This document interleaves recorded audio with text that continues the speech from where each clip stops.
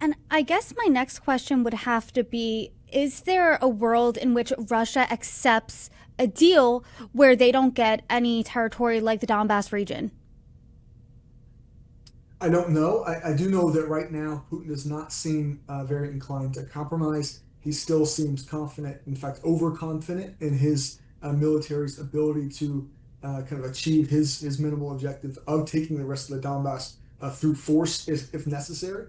So I think if we are going to reach a place where the Russians are willing to compromise to kind of accept terms that Kyiv can live with, Putin's mindset is going to have to change, and so that can happen through kind of longer hostilities, with kind of proving to him that Ukrainian forces can't be ground down or broken. It can be proven to him through economic ways, kind of strictly enforcing these new oil sanctions, kind of putting the Russian economy and the Kremlin's finances in more of a bind.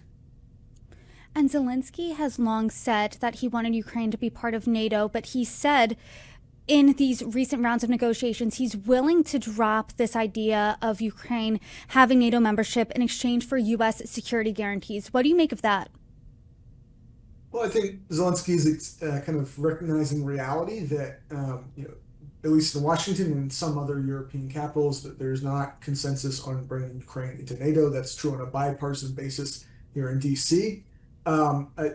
I think it's important to note that Zelensky is not saying he's willing to try to amend the Ukrainian constitution to kind of remove that NATO aspiration, which is what one of the things Moscow is demanding. And these U.S. security guarantees, they would be similar to the Article 5 security guarantees in the NATO alliance. So really, what's the difference when it comes to the United States' point of view? Well, I think that's one of my concerns about what's being kind of put on offer is we're making these fairly grandiose promises, and I think if you look fairly shallowly below the surface, there's no willingness in DC, and especially on the part of President Trump, to follow through on that.